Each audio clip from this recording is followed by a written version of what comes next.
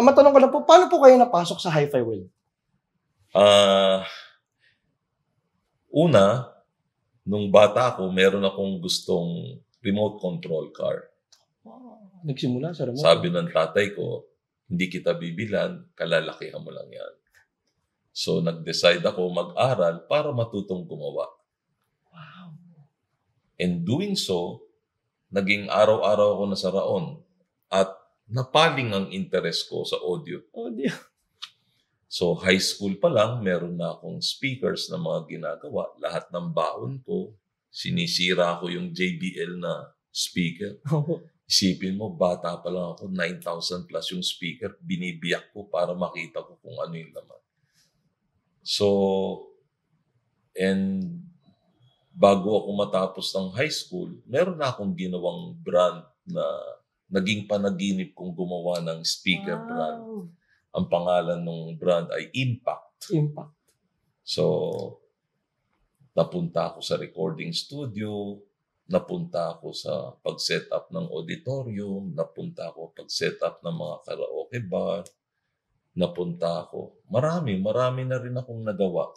So, but in fact, I would be clear na yung ilalim ng kama ko ay isang subwoofer na ang lalagyan niya ay drum na malaki.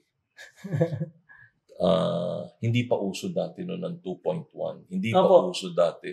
It's just that sa kakagawa ko ng speaker, nahihirapan ako sa box kasi walang matibay na gamit na umaalog pa rin yung box dahil sa bayo ng bass. So, instead of me accepting that I'm an audiophile, mapapansin mo yun sa Audio Friends of the Philippines, ang tawag nga namin, siraulo. Yun nga po.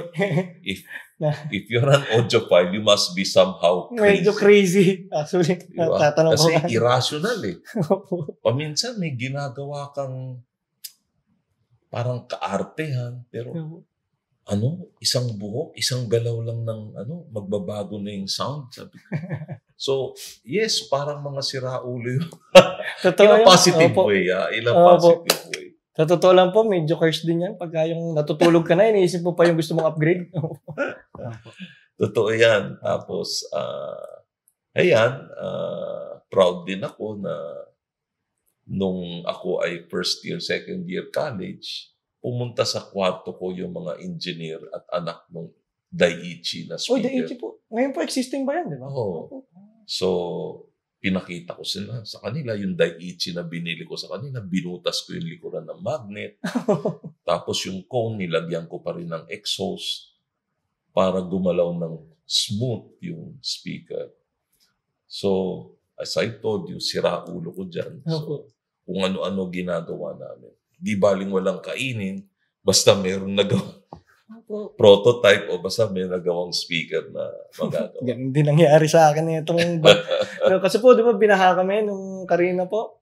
Nasira po yung yung speakers ko.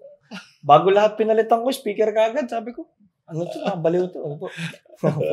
So, nagulat ako na nag-DIY po pala kayo nagsimula kasi ang alam ko po talaga, parang hobbyist po talaga kayo ng audiophile. DIY po pala siguro kayo nagsimula. Yan ang difference kung bakit naiba. In fact, even though I have a very decent and a world-class sound system, yes, pinopromote ko sa Audio Friends of the Philippines na you don't need millions to have good sound.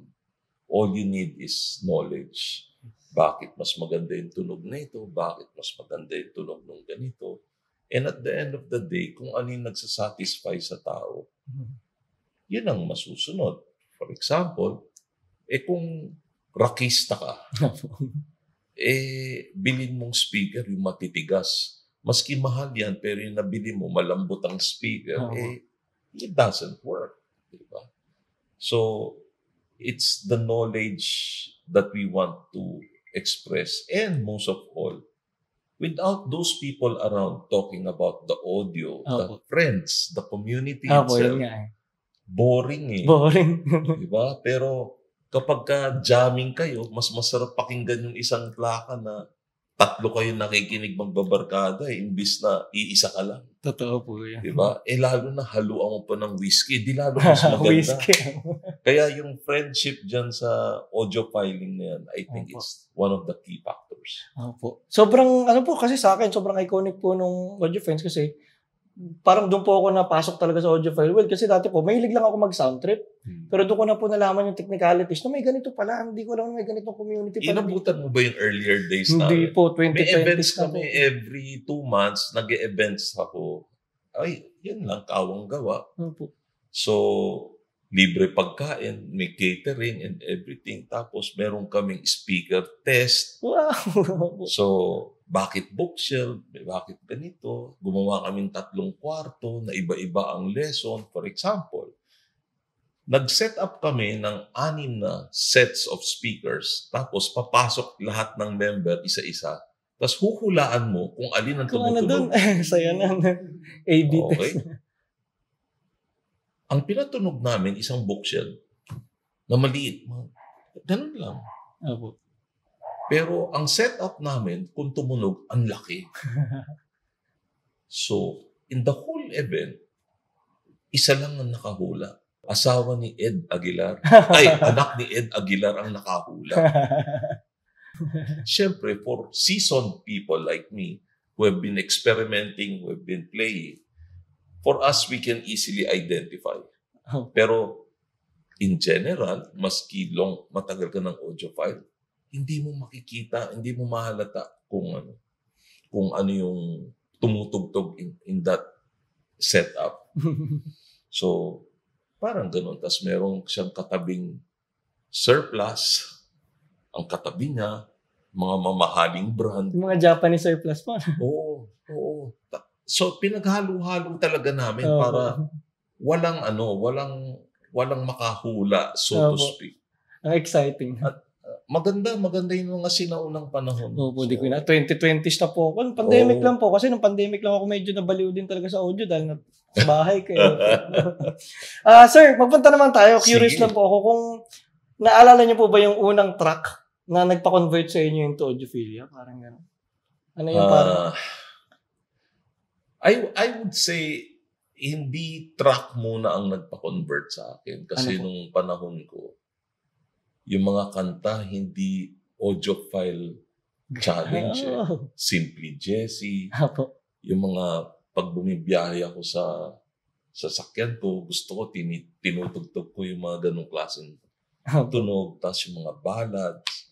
So, but as an audiophile, pag dumating na sa classical music, halimbawa, napunta na ako sa recording, pag-play mo sa regular system ng classical music, bakit nawawala yung violin? Bakit nawawala yung guitar?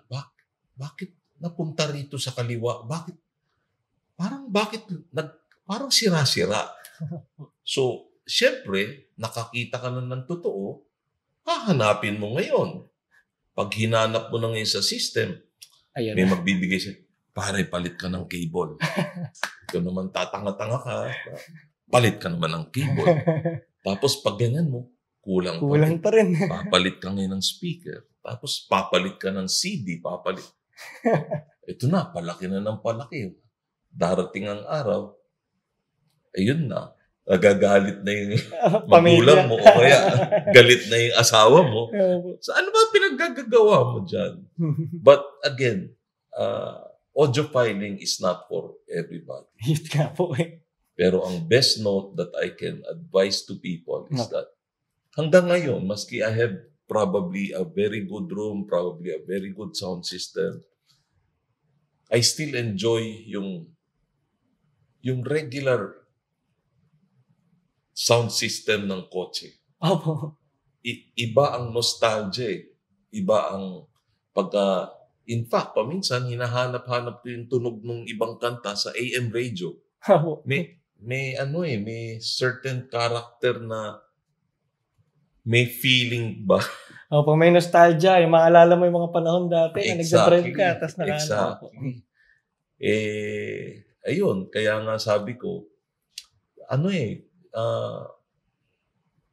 I think it's very, very hard for you to define what is an audiophile. Opo, ito yun nga po. Oh, di ba?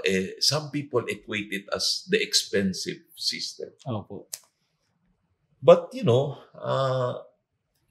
I don't like to imply na yung expensive system is kalokohan. Opo. Kasi that's how other people label it. Why? How? Because like yung system namin, pumapasyal last 2 weeks ago, kapapasyal lang dito ng isang Singaporean just to listen to the setup. La Absoluta po. Oo. Pati yung ibang taga Hong Kong, taga China, taga Malaysia, kakarating rin lang early this year. First quarter, March ata sila pumunta. So, ayun, ganun lang ibig sabihin, there's an essence na may katotohanan, yung high quality, high-end na pakikinig. Walang iniba yan sa kotse. Yes. Paminsan, 1 second lang ang ibibilis ng kotse, pero people are willing to pay millions. Yes. Diba? Ganun po sa sa high-end, no? Talagang paliit yung incremental ng increase nung pag-better niya, pero palaki ng palaki yung bayad mo. Diba? So, since narinig mo na yung nag-research ka ata, na nalaman mo na Tidal La Absoluta yung gamit. Nakwento po nila, Sir Odi po. Oo eh. Ang reason is because yung tweeter niya at saka mid-range niya is made of diamond. So, 127 carats. Why diamond? Hindi dahil para magyabang. Kasi nga, hindi lumulukong yung diaphragm. Kaya walang distortion. Gets. So, and people go that far just to eliminate distortion. Gets. Parang engineering po siya eh. More on kaya tayo nagbabayad for the engineering ng system eh. Parang gano'n. Yes. And, hindi mo rin na itanong, I'm an engineer by discipline. Wow. Electronic engineer ako. So, kaya po pala. yun ang probable reason. So, and that's the reason why I don't like to call it expensive. Opo. But it costs a lot of money. Po. But you cannot say it's expensive. Diba? It's like buying a Ferrari. It's not expensive. It costs a lot of money lang. Kasi pati mags, carbon fiber, pati yung katawan, and yung mga precision tool na ginamit cost millions and millions of dollars just to produce those small parts. So, the same issue, the same